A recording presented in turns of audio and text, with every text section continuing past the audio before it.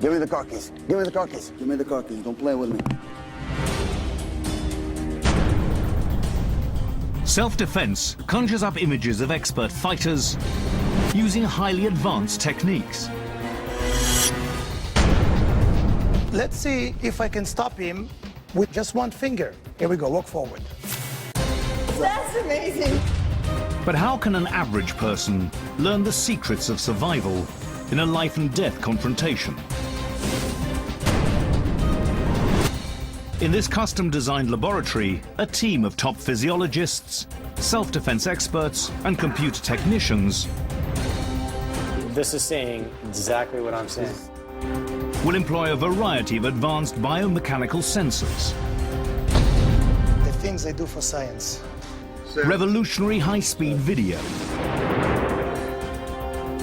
and state-of-the-art 3D animation to explore some of the best methods of turning victims into victors. It's the incredible tale of human weapons.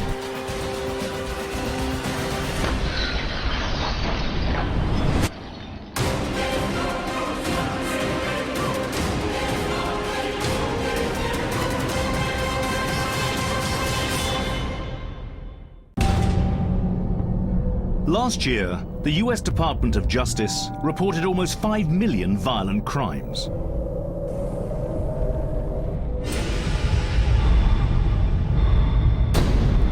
Some basic principles can make the difference between life and death. So experts have come together to turn knowledge 2, 1. into power. Hand-to-hand combat specialists will show how they predict an attack before it happens.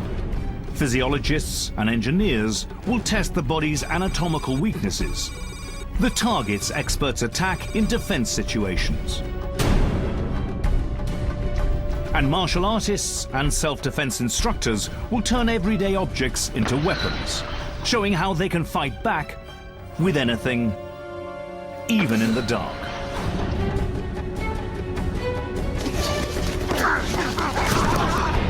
All with one goal in mind: to use knowledge of the human anatomy and awareness of one's surroundings to survive a self-defense situation.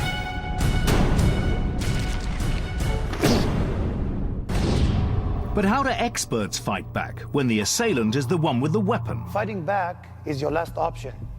If you could not avoid it, solve the situation as fast as possible and leave the area.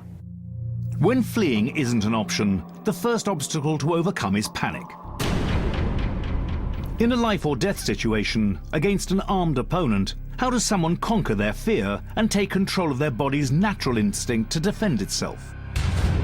Helping us answer this question is Jonathan Dugas, a police officer who's also a Krav Maga instructor, and Amir Peretz, our self-defense expert. Their first situation is all too common in street attacks: an assailant with a club or bat. Okay, Amir, what are my options if somebody comes after me with something like this? Well, overall, the concept and the main principle is to close the distance suddenly and explosively, so the lower and closer you get, you deal with less resistance. The natural reaction to attack with a bat is to raise your hand over your head and cover up. And that causes people to break their arm because of the angle, 90-degree angle. Human long bones are weakest horizontally, so absorbing the full impact across the arm is a recipe for disaster. Just leaning forward and sending your hand forward, you see that you're already starting to deflecting and redirecting the stick. Right. If you lower yourself more, the stick will be deflected away from you. The surprising secret? Don't shrink away from the strike. Lunge towards it. It appears to work, moving into the baton instead of away and deflecting its impact at an angle. But will the physics bear out the theory? What we're going to do is we're going to try to test that theory out using a couple different things. First of all, we have a stick that we've instrumented. Okay, so this is a standard kind of stick that you might come up against, right? Mm-hmm. So, and what I've done is we've put an accelerometer on the top of it. We're going to have you actually test this theory on a crash test dummy. In place of a real human is our crash test dummy with its arms strapped into a common defensive position, perpendicular to the angle of attack. Sensors on the batten will measure the speed and impact of the blow. Amir, are you ready? Ready. 3, 2, 1, strike.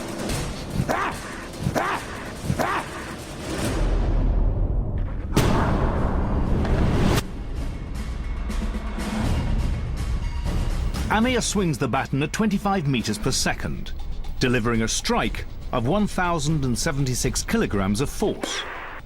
The nightstick Amir is using is a standard police baton, made of hardened nylon that flexes on impact. Yet it delivers over a ton of force, easily enough to break both the ulnar and the radius bones of the forearm. The strike hits both bones across their weakest axis. This injury could be debilitating. The victim would have no chance of escape. The crew repositions the dummy for the next test, but now its arms are extended forward, in line with the angle of attack, the angle that experts recommend for self-defense. Okay, Amir, is this basically how someone should react when someone comes at him with a bat? About, yes. Okay, so kind of in this position. That's correct. Okay. Okay, you ready, Amir? Ready. 3, 2, 1, strike.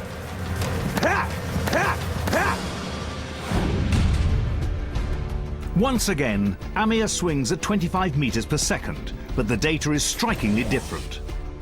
Because of the angle of the arm, he deals the dummy only a glancing blow, with a measured impact of just 90 kilograms of force.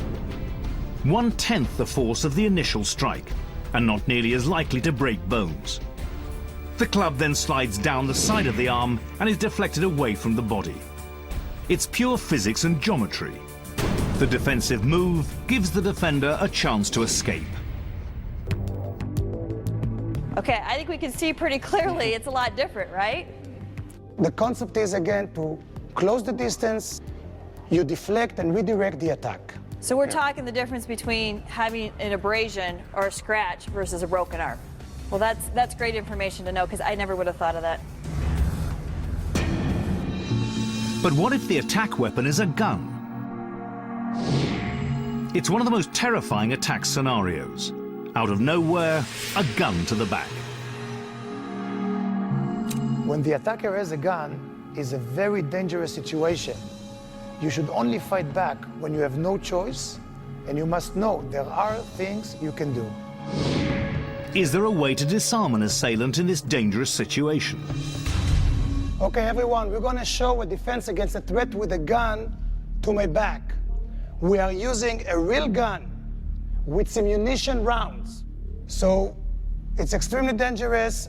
The set turns into a hot range now. I want to see everyone putting their safety glasses on now. Jonathan Dugas will serve as the bad guy in this scenario. He'll be using simunition rounds. These are training cartridges that fire a non-lethal but sometimes painful dye marker instead of a metal bullet. Amir will try to disarm his attacker without getting shot. Move. Stay down, on your stomach. He took control of the situation. Your hands, spread your feet. Look away from... But how did he do it? Slow motion reveals the secret behind Amir's incredible takedown. First, he notes which hand his attacker is using to hold the gun and turns inward, taking his body out of the line of fire. This allows him to control the arm holding the gun. Amir then seizes the weapon and uses the gun itself as leverage against the attacker's wrist and trigger finger. Amir's expertise even allows him to reverse the gun and use it himself. For the average person, the goal is to wrench the gun free and get away fast. The entire exchange takes under 5 seconds. On your stomach. It's clear that physics, physiology, and training can help fend off an attack, turn the tables on an armed assailant.